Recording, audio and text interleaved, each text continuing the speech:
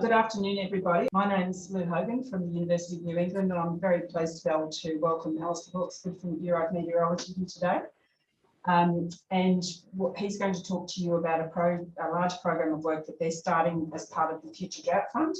And we here at UNE are very pleased to be also part of the Future Drought Fund, working with the University of Southern Queensland as one of the drought resilience adoption and innovation hubs. And I'll be coordinating that activity at the university. So I just thought we'd give you the opportunity to have some of the context for what Alice is going to talk about. So I'll just show a few slides giving that context, and then I'll hand over to Alister. Just before we start, I'd like to make an acknowledgement of country. We here at the University of New England respect and acknowledge that its people, courses and facilities are built on land and surrounded by a sense of belonging, both ancient and contemporary, of the world's oldest living culture. In doing so, UNE values and respects Indigenous knowledge systems as a vital part of the knowledge capital of Australia. We recognise the strength, resilience and capacity of the Aboriginal community and pay our respects to the elders past, present and future. Thank you. So, as I mentioned at the beginning, this presentation today is one of the very early beginnings of the Future Drought Fund, which has been established by the federal government. They've effectively created a $5 billion trust fund investing in drought resilience initiatives for rural and regional communities, and particularly for agriculture. And from that trust fund, they will draw in the order of $100 million a year to invest annually in programs that support farmers and rural communities. And you can see on the screen there, it is just a summary of some of the major programs that are starting to be rolled out as part of the Future Drought Fund. So we have the development of a self-assessment tool, the Climate Services for Agriculture program that Al will talk about in a moment, soils and landscape, research, adoption and innovation hubs, of which the university is part of that, community networks, leadership, business resilience and planning. Business planning. So there's some of the key programs that are going to you'll see starting to be delivered over the next few months as part of the FDF. That we have here in terms of the hub that covers northern New South Wales and southern Queensland. We have here the leaders of that hub. We have Roger Stone from the University of Southern Queensland and Anne Starrett also from the University of Southern Queensland. They'll be leading the hub, as it's known, and Armidale is one of the nodes within that hub. And that just shows you the location of the extent or breadth of this hub. It's very large, as you can see, and we'll have nodes here at Armidale, but also at Roma and at Longreach, and Narrabri, Lismore and Stanthorpe. And that will be the mechanism by which these innovations and new knowledge and technology will be delivered out to industry through these nodes in the region. And just to summarise, the Armidale node's really going to focus on the livestock and broadacre cotton industries, their supply chains and their communities. And each node has fairly much a similar focus, but that's slight variances depending on what's important in those particular areas. We have a whole range of partners that have come into the Future Drought Fund to work with us, including business, consultants and insurers, research and development corporations, industry peak bodies, natural resource management bodies, state and local government and research and education organisations, and also private consultancy businesses, particularly in Armidale. In this northern New South Wales region, we've reached out to a lot of the private agribusiness advisory firms as well, so that's very exciting for us. So just to sum up, the whole point of this whole program, of course, is to build resilience in our industries, but do that through bringing together a comprehensive team of experts and networks to help our communities through the region become more prepared for and resilient to the impacts of drought.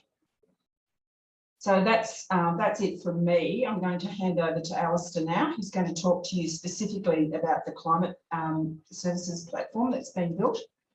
And I'll just hand over to Al. Thank you very much. Great. Thanks, Lou, and thanks everyone for your patience today. Really appreciate you hanging around. Look, thanks again for hosting, Lou, and for the good folk at FarmLink for all the facilitations. I really appreciate that, the effort from everyone. So yeah, today I'm here to talk about the Climate Services for Agriculture program. as part of the Future Drought Fund. And really the purpose of today is to raise a bit of awareness about what it is that we're here to do as part of the program, and invite you to get involved is kind of the key points here. So what we'll do today is just walk through a little bit of context, why we're here, how it's all going to come together. And I do invite anyone online or in the room to ask questions as we go. If I feel like we're in danger of not meeting our time limit, then I'll pause things and we can catch up any final questions after the session. So yeah, feel free to sing out or put it in the chat. Let's get cracking. So as we've said before, this is what we're doing today, talking about climate services for agriculture. And it's really, the whole program is to build the underpinning resources so that any producer across the country understands their climate risk profile and has the basic tools to start thinking about what they might be able to do. So let's just dive straight in and see what we've got. So a little bit about the why. So in our experience at the Bureau, engaging with rural communities as we have for the last 4 years in earnest, we've noticed that there's a significant portion of producers across the country that aren't actually aware of their climate risk or don't feel like they need to take any action. That's a disconnect in our eyes. The other part is that, well, if agriculture is aiming to become a $100 billion sector by 2030, well, we can't have just 15% of producers managing their risk in accordance with the best science out there. So that's why our goal is to raise your awareness to the risk on your farm. All right. Our connection with the Future Drought Fund, Lou's nicely summarised that at the start with one program of all the Future Drought Fund programs. I think it's 8, forgive me if I'm wrong. And really, these are the 3 areas in which we're going to work closely with the Future Drought Fund. So the collaboration with the hubs is really key for us. This program will be co-designed with producers who are out, boots on ground. This is not a researcher's tool. We'll also be providing the underpinning data capabilities that will be driving the drought resilience self-assessment tool, which was another one of the programs that Lou alluded to. That one will go into more detail about how to, what sorts of things could be done to take action. So we're focusing on that awareness piece, and they'll go into much more detail with their tool. And then the third point there I wanted to bring to the fore is that we'll really be supporting those 2 other programs, the Drought Resilience Leaders and the Farm Business Resilience programs. And so that'll be through those channels that will uplift the skills and adoption of the information that's in the CSA platform.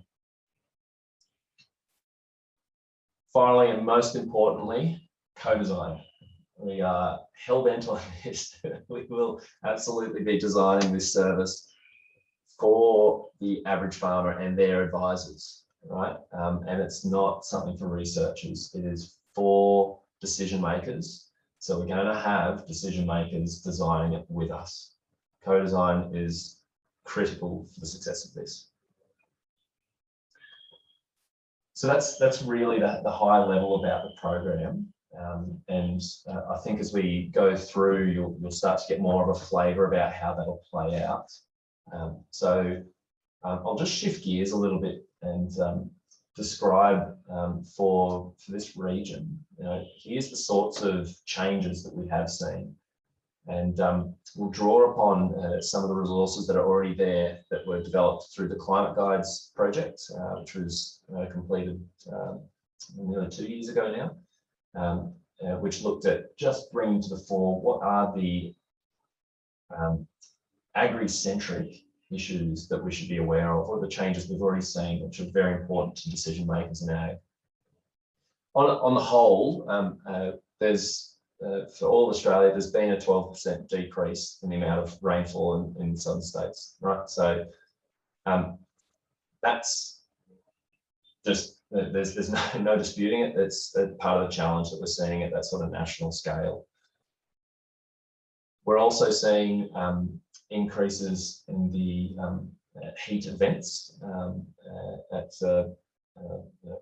This graph suggests a really fast rate of increase.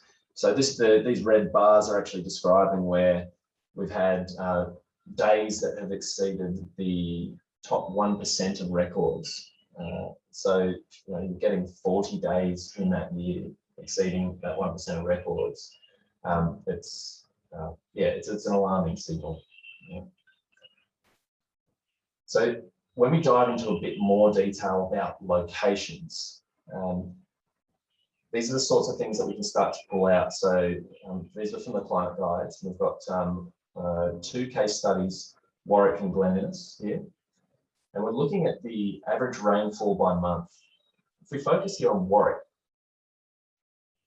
it might be that you look at these average rainfalls and go, oh, okay, there's not much of a shift, but if you focus on where the shift is focused, it's in that winter to spring period. And so there's been 60 mils lost in that winter spring period, which for that region, summer cropping decisions are based on that soil moisture coming through in spring. So that could actually be more of a problem than just seeing your average annual rainfall decreasing by a couple of mils. So it actually will be more impactful for the decisions being made by producers. If we then look at Glen Innes with the same metrics here, there has also been a decrease in that sort of late winter, early spring rainfall. And so for that region around Glen Innes, we're more talking about sheep and beef production. We're looking at those implications for pasture growth.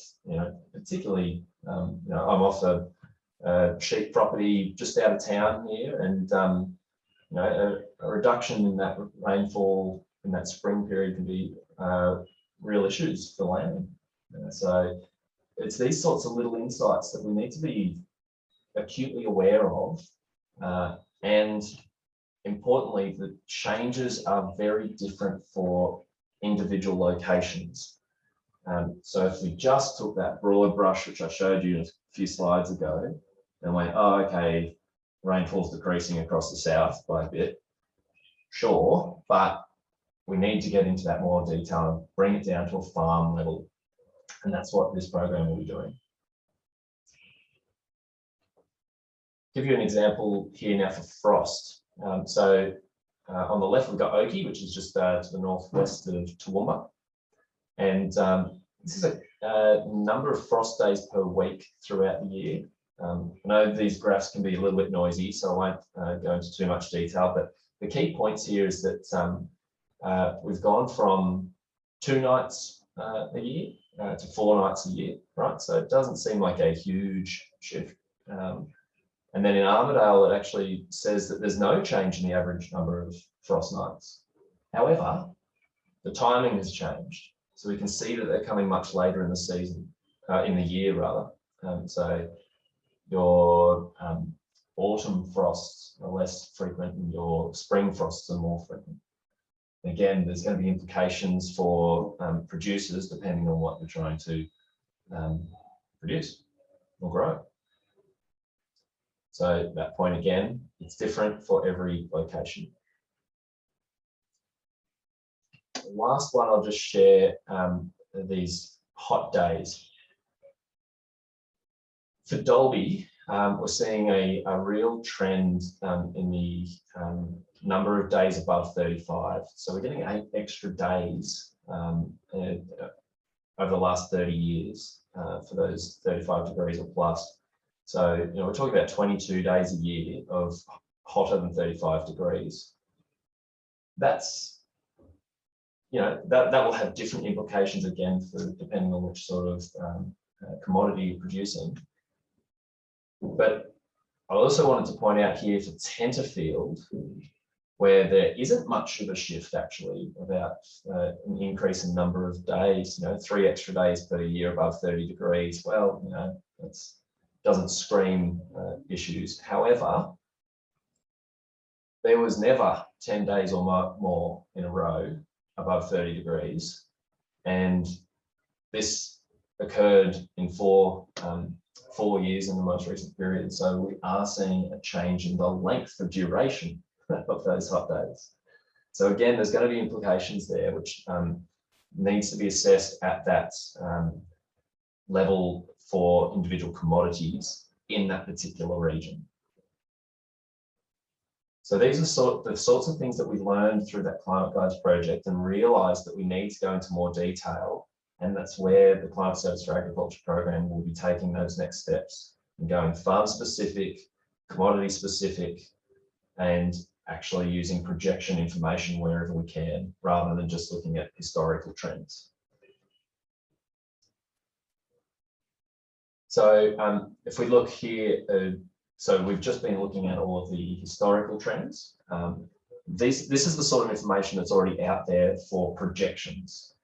It's generally at a national scale. There are some regional scale things like climate change in Australia, but you get these sorts of high level information. So for this region, you might say, oh, these 5 are things that I should have a think about. But it's still lacking that bit of detail that's required for decision makers to actually do something significantly different and manage that risk. They're good indicators, but we're not getting that specificity. So I might pause there and just see if there are any questions, because that's kind of set the context and the why this program exists. Is there any questions that have popped up online, Sarah? There's a question there from Tom. How does this compare to 100 years ago? So, yeah, great question, Tom. So the analyses that I showed there, that was comparing the most recent 30 years to the 30 years prior to that, because that gives you the best snapshot of sort of that trend in the direction of change. We've certainly, through the Climate Guides project, we were looking right back to, as far as our records go, which is well beyond 100 years, particularly temperature. I think it's 110 years of records now. So the trends are consistent. It's probably the short answer. It's just, are you able to hear me? Yes. Yeah, I had some Queensland DPI maps and they went back to 1890 or something. And if you're looking at just the turn of the century for about 15, 20 years, it was quite similar to what we've had for the last 20 years. And the years you're coming from in the 60s and 70s, if you look at those maps, they're extremely wet years. And if it's wetter, it's going to be milder as well. I'm just wondering whether if the current 20 years was compared to the turn of the century 20 years, whether we'd have the shift that you've shown there. Yeah, thanks, Tom. So that's a good example of sort of these analyses have absolutely been applied to those sorts of records, and we're seeing those same sorts of trends. I suppose the reason that we've picked those 30-year, call them epochs, if you want a technical term, the 30-year periods, is because it's more representative of the recent change and the decisions that are going to impact us now. So you're right, the climate is cyclical. However, there is a background trend which we can't ignore, which is sending those cycles, slowly but surely in a different direction to they have been in the past. Yeah, thank you. No worries. There's also a comment, Al, from Carolyn, just with regard to the question about climate risk when you quoted 85%. If 85% are unaware of climate risk, then the wrong question must have been asked. We are very aware of our climate risks. So more of a comment than a question. Yeah. When I wrote that in, I knew that there'd be some very good comments. Look, that's in our experience with the discussions that we've had, where we've jotted down, right, here's sort of ballpark with every room that we've been in, we've asked those types of questions. I'm referring to adequately managed that long-term risk, and even in the short-term risk. So seasonal outlooks will be a part of the Climate Service for Agriculture platform, because we recognise you can't just look at here's what's going to happen in 30 years' time. You've actually got to manage the blips in that trend. It is worth clarifying that I think every producer knows the climate that they're in, but they're not aware of the specific changes that are heading their way and ways in which they could make some different decisions. Good pickup. Thank you. Al, could I ask you a question? An optimist might look at some of those graphs you just said and said, oh, they're not big changes, they're just small. But presumably, if you combine them together, like the decline in rainfall with an increase in temperature, with more frost, that can accumulate to a big impact on crop production or pasture production. Is that correct? Absolutely. We're within this program, we'll be taking it a step further to look outside of just the climate variables and the changes there, but also looking at, right, what are the financial positions of this region look like? Is profitability increasing, decreasing? What about the social resilience of the communities in which you're in? As an example, if you're a producer in an area where the community has, for whatever reason, had people moving out of it, and you have less support than a poorly timed frost event or a bushfire or whatever it might be, you actually don't have that support to lean back on. So it's more impactful than it would have been. So yes, we're taking into account a whole range of other factors other than climate to help to get that full holistic picture. Sounded like a Dorothy Dixer, thank you. All right, we might move on, but thanks for the questions, keep them coming. So the story so far, so I just want to describe, here's what has happened. The Climate Service for Ag program has been running for 6 months now, and here's what's happened so far. So we've done a lot of retrospectives and contacting business leaders and leading producers around the country to really make sure we've validated, at least at a high level, what is it exactly that we need to be aiming at, which direction are we going? So this is what we know about those farmers' needs. It's all about decision making. Again, I'm probably parroting back the obvious to this group, but decisions have financial, social, environmental implications. And so I think, Lou, that's what we were just talking about there. You actually need to consider a whole range of holistic variables to make an opportunity to realise an opportunity or to manage a risk effectively. But also important to point out that decision making is at every different time frame. So, in the next couple of hours, days, to weeks and months, years, decades, they're all important and they do all merge together. So we've got to find ways to make that decision making relevant at those different time scales. And finally, no brainer. Farmers and producers need to make informed decisions, right? The second key point is that the information that's out there is difficult to interpret, and there's a trust issue, and we recognise that wholeheartedly. So it needs to be reliable and relevant. That relevancy is a big focus for Climate Service for Agriculture. You won't just be seeing your bog standard climate projections. You'll be seeing them adjusted as much as we possibly can, while still maintaining the scientific rigour to be relevant to decisions for that commodity in that location. So your farm, your commodity. We also know that information is fragmented, and most producers and farmers will look at 6 or 7 different weather apps to make a decision for the next 7 days. They'll be looking at the same thing to make sort of distributed strategic decisions. So we want to be able to provide that whole picture.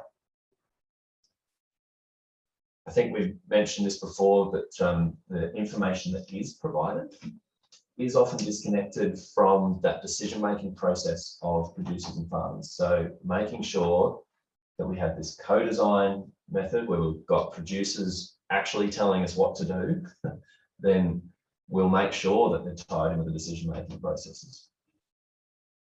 And of course, there are 1,001 different resources for this type of information in the marketplace, and that in itself can be confusing and adds to that issue of trust. So we want to be able to, through this program, help to consolidate wherever possible, make it easier.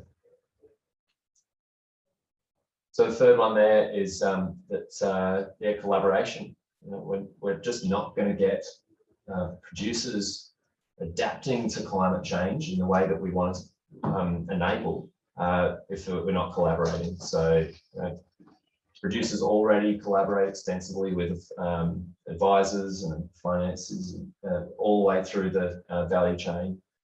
Advisors want to collaborate, and both producers and advisors want to collaborate with the scientists at the back end, the researchers who are developing these things. So these have come out really clearly to us in our initial engagement consultation and the experience we've got previously. And we want to make sure that we've learned from that and we move forward with these lessons. So just stating them right up front, this is how we're going to be working.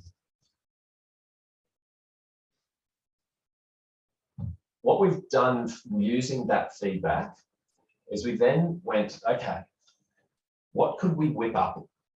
What could we whip up really quickly to get an idea of, to be able to put something in front of producers and farmers, advisors, so that they can play with it, feel it, interact with it, and then tell us what's wrong with it. We didn't want to go with a blank sheet of paper. And so we've actually gone through a user experience design process to spit out what we think is a good first version, and then iterate from there. So the feedback we got from this small cohort of producers that we put together was that we need centralized platform. It needs to be focused on long-term risk, because farmers are already adapting to short-term opportunities. And thank you for the question earlier, because you're spot on. But also what we've come up with, we know where it's got some issues. So it's currently not going to be a day-to-day tool for producers and farmers. That's fine. We know we need to do some work there to make it more applicable. We don't have a mobile version of it yet. Okay, that's something we need to work on. And the other feedback was that it doesn't yet demonstrate why you would use it and how much value there is to your business and your family and your community. And so that's something that we'll want to build off. On the right here, you can see this was our initial mock-up. So that's what came out of that process, the producers that we have engaged with so far. But I will try and give you a snapshot of what's been developed live if the IT gods behave. So there's the feedback we've got so far. And then there was a bit more detail. So because there are 2 elements to the current platform, and the first one I should say is this dashboard type style. Just going back to this, that's the dashboard type style, things you need to know right now. And then there's the extra detail where, yeah, if you want to go dig in and look at rainfall totals back to 1890, here they are. If you need to look at those projections out to 2070, sure, there it is. So the feedback that we gathered was the dashboard is great, but we need to do something to improve this more detailed information. It is complex, so making it simple for everyone to understand will be important. ensuring that we have historical information makes certain that we're not launching off false assumptions. So it's all in there. We know that we need to introduce some flexibility in the times that we're setting. So when we're looking at projections, we currently have preloaded, here's what 2030 will look like, here's what 2050 will look like, here's what 2070 will look like. And the feedback already is, okay, but I kind of need 10-yearly increments to look at that. I mean, that's actually a big challenge, but it's something we recognise, we're listening to, and we're trying to find ways to adjust. Excuse me, Al. There's Yeah. a question that's come in from Benjamin, who said, very interested in how this detailed information will be distributed. Farmers are increasingly becoming information hungry for their specifics for their farm. Bang on with trust issues and confusing, overwhelming information. I'm imagining an app alert, hey farmer, looks like the spring rain is going to be a week or two later for you this year, maybe put the rams out a bit later, or last chance to plant those turnips in New England. Great, that's fantastic feedback, thank you. The short answer is yes, this will be available, it's freely available for anyone to go in and look at. I can't hand on heart say that alerts have been part of the discussion so far, but it's an interesting point. The journey that we're going on here is we've already got the funding for the next 12 months. And we're expecting further funding for the next 3 years. So this is the start. This is version 1, and we will be iterating. Every 3 months we'll have a new version spat out. So we need that sort of feedback. This is what I mean by co-design. We need to have producers in the room when we're doing these user design sprints, so that we can say alerts have to be a part of it. And here's how I would structure that alert. So yeah, great feedback. Thanks, Benjamin. All right.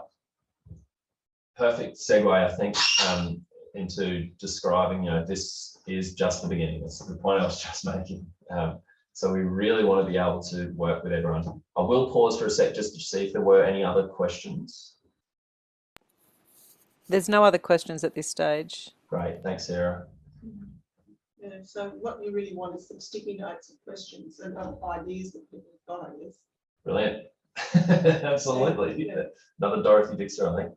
Well, look, actually, I was going to try and show off the prototype just to see, show you where we are and give us an idea of where we need to go. So I'm going to click the button here and hopefully it will work.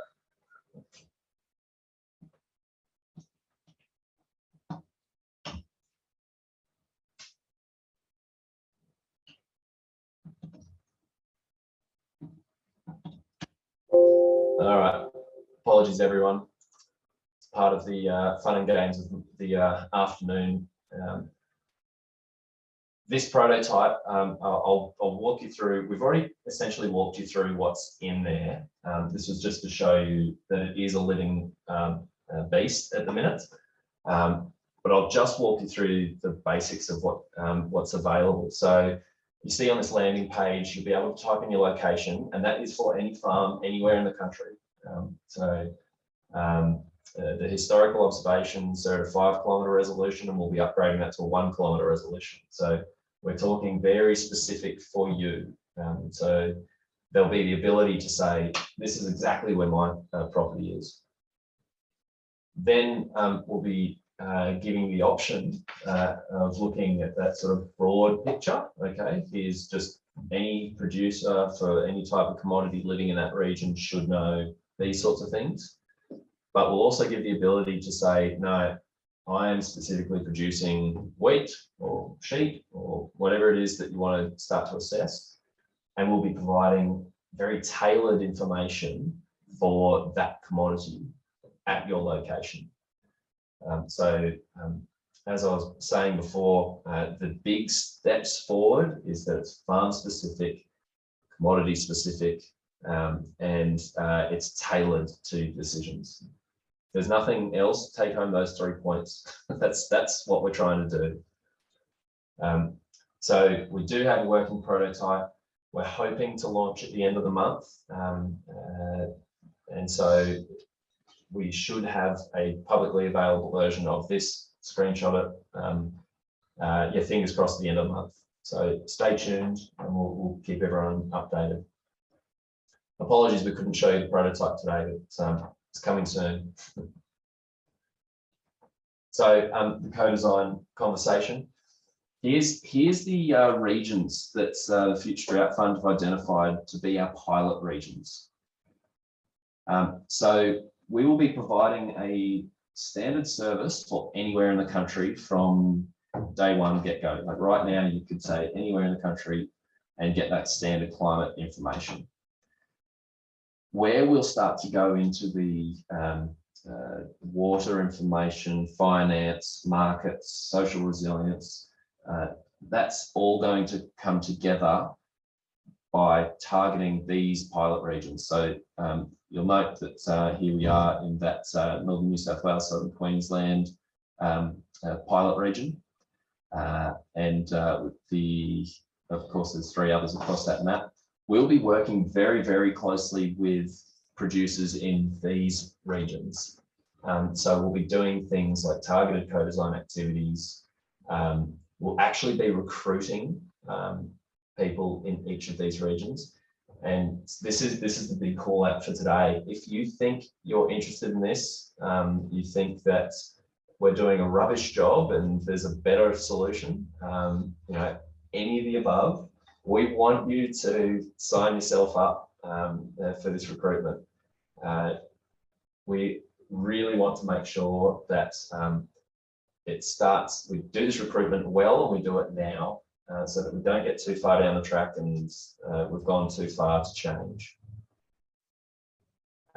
The other thing that we'll do outside of those pilot regions is we'll, as I said, been providing access to any standard national climate information at that 5 kilometre resolution, you know, farm specific, and also providing the opportunity for anyone to provide feedback via online surveys and through events like this, I suppose. No worries. So that's kind of our co-design process that we want to be going through. Here's a bit more about, you know, if you think you're interested or you know someone who would be interested, we will be, please get them to sign up. So this is the sort of approach we'll take over the next 12 months.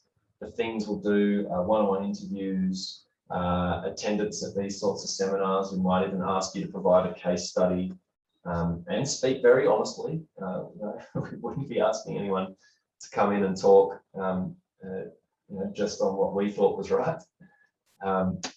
And of course, you know, very specific feedback on what's going on. So we think that'll be about 20 hours of work over a 6-month period. But we're going to be very flexible. We recognise that people can't commit straight out of the box. And so if you need to opt in or out of specific activities, we'll adapt to that. So we'll really be as flexible as possible to make sure we can get that direct feedback. Excuse me, Al. Yeah. There's just a comment by Graham online saying that it looks like a lot of decisions have already been made. Can you comment on that, please? Yeah, thanks, Graham. I agree with you that it does look that way. But as I was saying, the important thing for us was to put something up quickly that could then be critiqued. We didn't want to go in with a completely blank sheet because we have had lots of these discussions over the last 3-4 years. I should say, you know, this is a partnership between the Bureau and CSIRO, and we've got all sorts of other organisations working with us. So we had enough information that we could go, here's version 1, tell us what's wrong. So anything's up for grabs, Graham. I think Graham would like to just speak, if that's okay. Yeah, sure. Is it possible we could just go back to the previous slide? Yeah. And there's a couple of things that strike me about this slide. First of all, I think that the service you're providing will be the bang for buck it provides will be commodity or industry specific. And if I was to take two examples, where you have annual grain production, you might have frost risk on that grain production, as an example. If you have frost risk on a pasture setting, that doesn't represent a big risk to the industry overall, but significant frost to the grain industry, for example, would represent significant risk overall. And so to my point on this slide here, that the big frost risk area is west of Canberra, and it's not on this map. And so, you know, to my point of where some of these decisions already been made, I thought it might be important to pick industries that are sensitive, in other words, climate sensitive, so they represent bang for buck, and locations where you're getting some differential responses from what you're providing. So the Mildura area that goes into Victoria and New South Wales and the Western Australia area, it's likely to be heat and moisture stress on the back of, say, a grain production industry that is going to be a consideration. So in that sense, both of those locations heat and moisture stress might be a really important criteria. So what I don't see on the map is a really good representation of frost risk to the grains industry, as an example. Right? I might stop there because I'd like to come back and have a conversation with you, perhaps as you get further into the presentation. I work for the Grains Research and Development Corporation, and we have an extensive national grower network. And that grower network provides us feedback on what they would like our resources or their resources to be reinvested in. And we get a lot of feedback on weather analysis and climate that we might be able to provide. That's great. Thanks, Graham. Yeah, you're spot on. You're absolutely spot on. And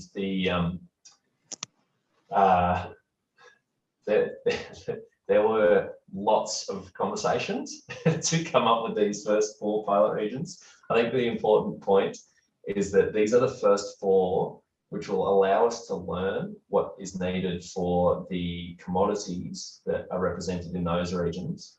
And then we'll expand so that eventually that entire map will be coloured in and we'll have all the specifics for all the major commodities in anywhere in the country. That's where we'll get to. This is the starting point that we've picked, these 4 pilot regions, to learn how we'll do this and get those initial insights from a smaller subset to do it right.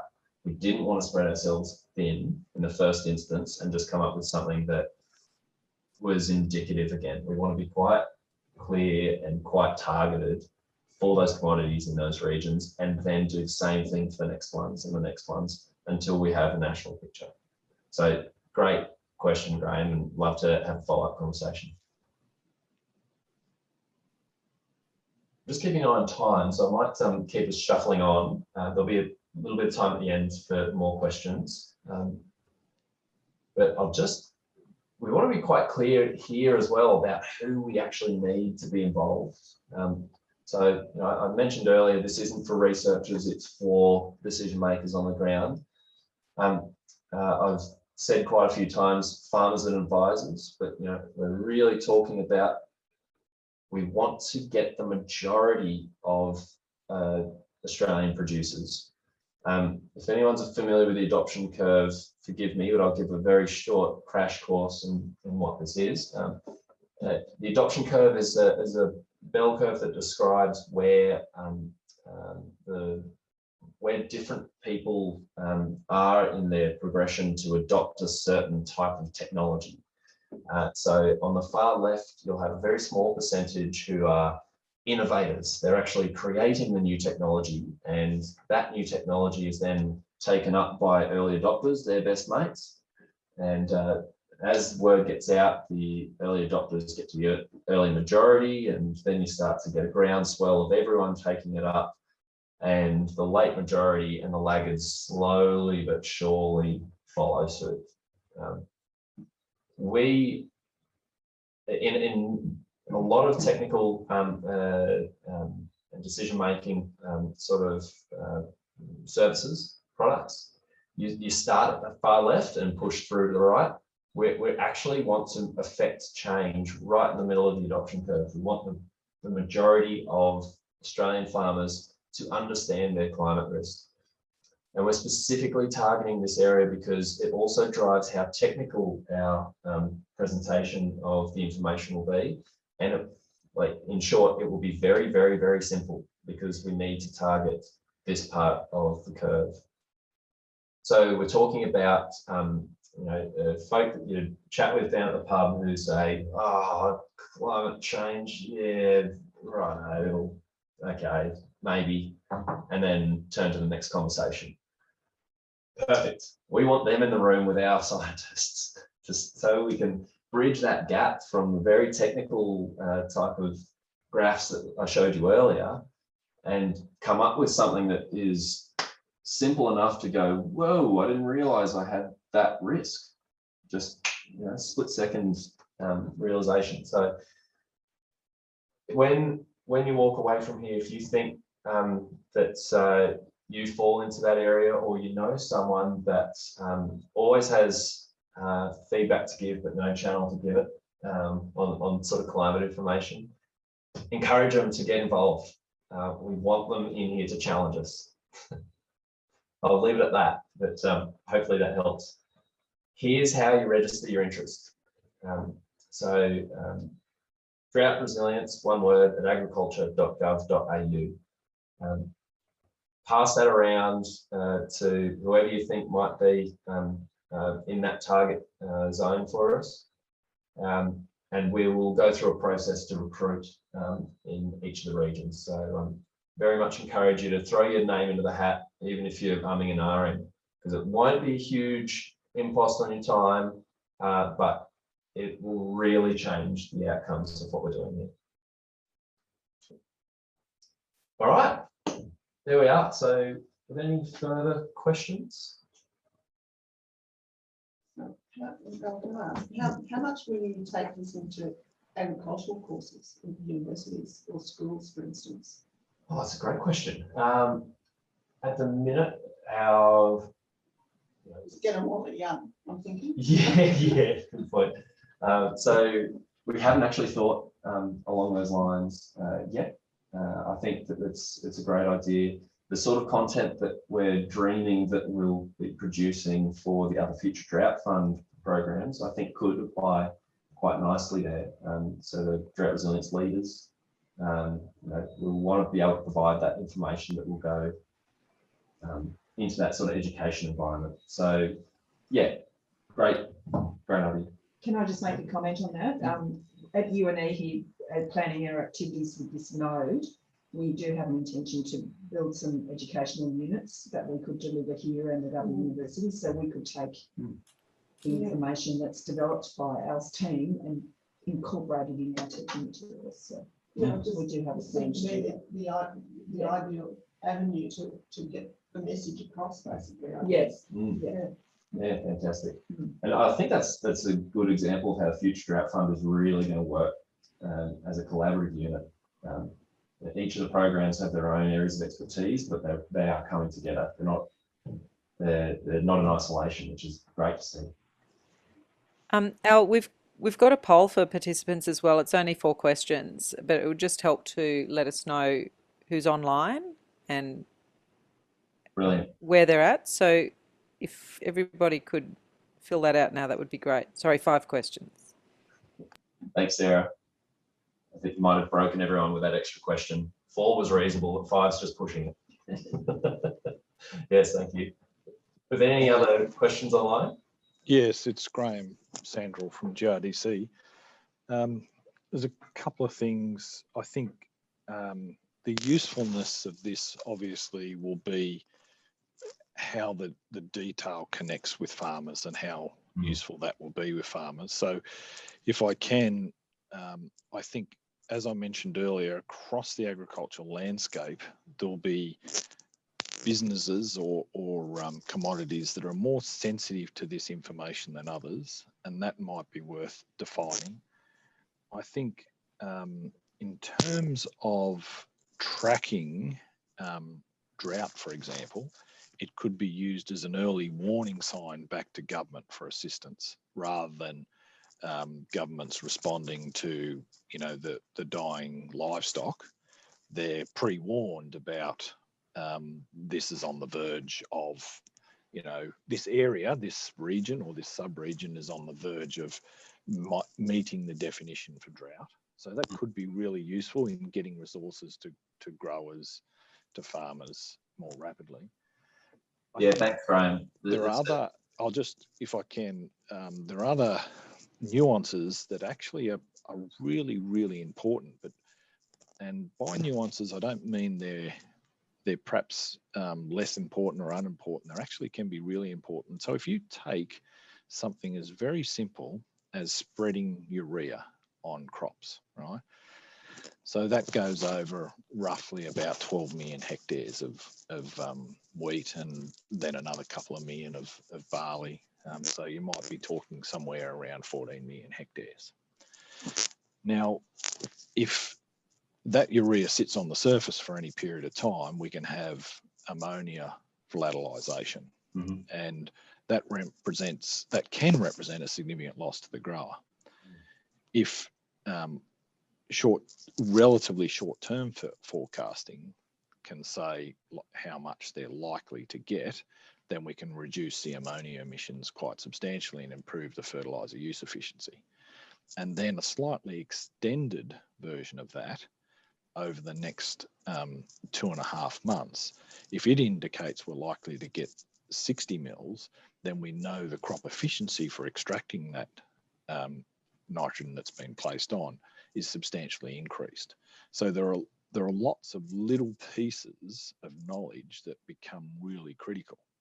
And I've just given you a nitrogen one, and if we swap over to a flowering time one that is not just about frost, it's about frost, moisture and heat. In many areas we have an optimum flowering window. What happens is the yield curve leading up to that optimum flowering window is very steep in frosty areas, right? In other words, for every day you get it wrong, you might lose 200 kilos.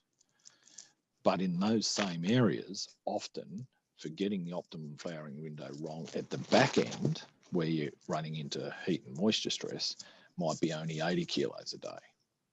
So that shape, steep at the front and gentle at the back, flips around in other areas that aren't as frost prone but might get hot, dry conditions. So it can be flat at the front and steep at the back.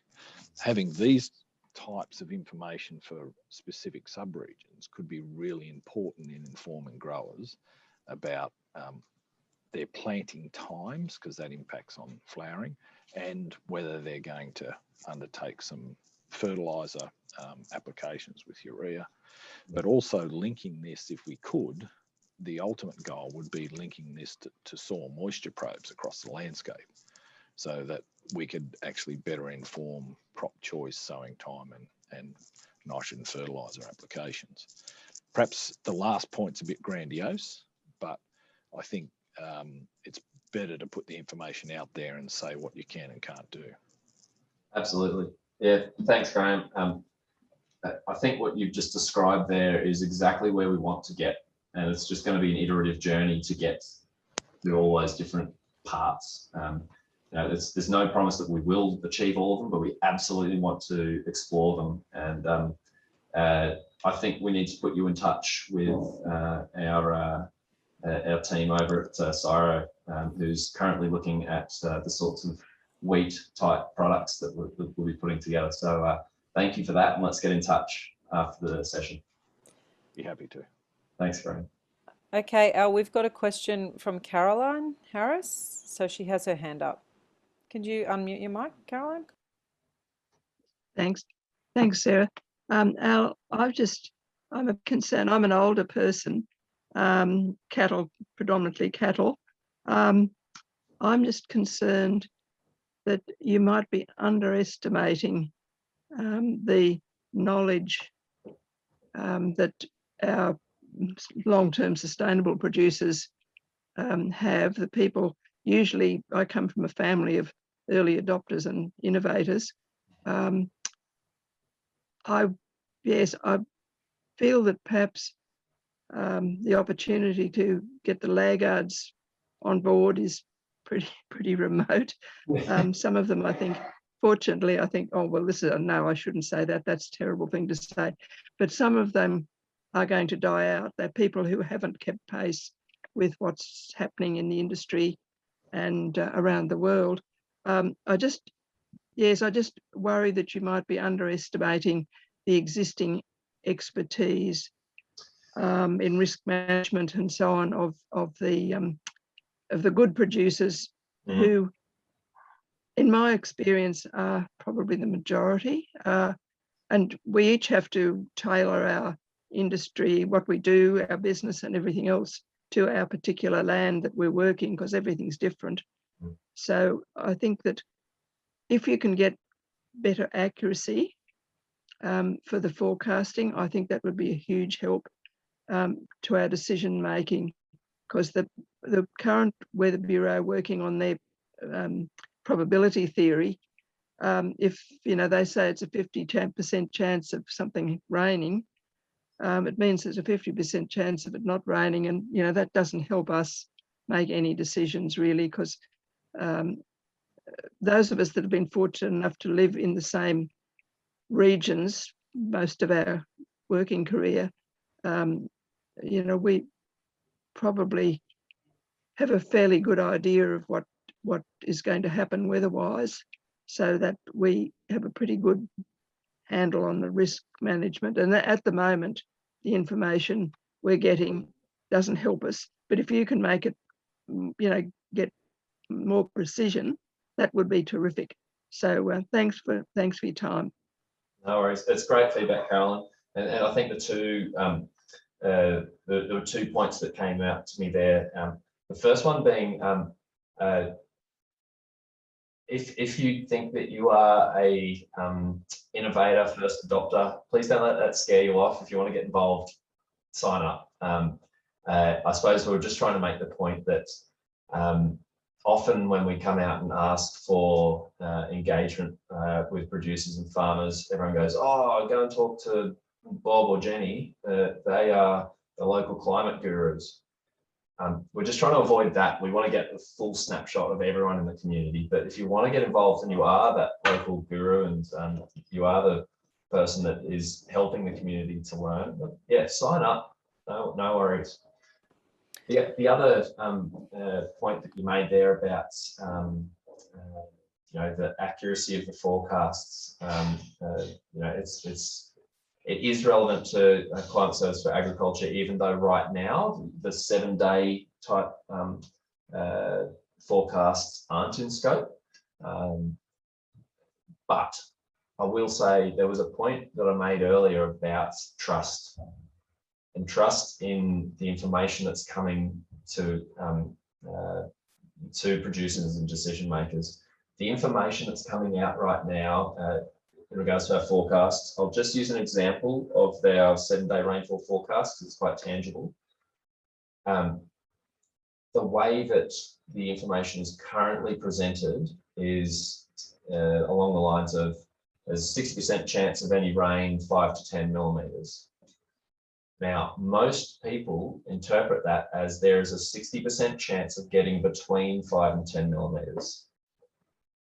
So we've done hands in the air at events all over the country for years, and it's 95% plus will say that's how it's interpreted, and it's completely wrong and it's completely misleading.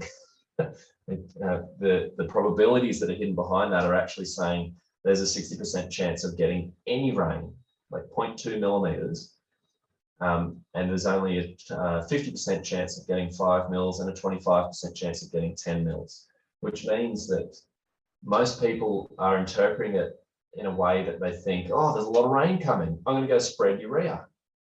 You know, I'm going to make decisions which are going to cost me if there isn't rain, when actually that forecast is suggesting that there's a 40% chance you'll get nothing. So I use that as an example because it's very tangible and it's the sorts of things that we want to eradicate through this program wherever we can. So thanks for the feedback and input there, Carolyn. Al, I've got a question here from Gordon. He said, what is your view of using the sunspot activity study to predict climate variability as has been promoted by some and followed by some farmers? Thanks, Gordon. I'd love to bore you about Milankovitch cycles and all the solar cycles that occur. I'll just say, because it is fascinating, but it actually doesn't have, it does have an impact on our climate, but that's very different to the sorts of influences that we're talking about here. Those sorts of cycles are obvious and well recorded and well documented all the way through the literature and historical reconstructions of climate. What's happening right now is in reverse to those cycles. And I should say, just a heads up that there are some trying to say that solar cycles and sunspots, etc., are affecting, you know, in-season decisions, which I've not seen any scientific evidence to support that. But happy to take that discussion offline with you if you'd like, because I am a secret space nerd.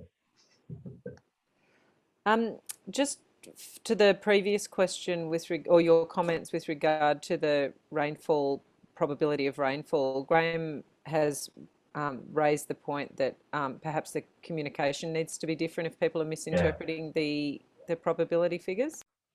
Yeah, absolutely. And sorry, I didn't want to distract from the topic of the day, but yes, we are trying to tackle that through a range of different ways. This program being one where we can focus on the sort of seasonal outlooks and projections, where we're just making them very interpretable.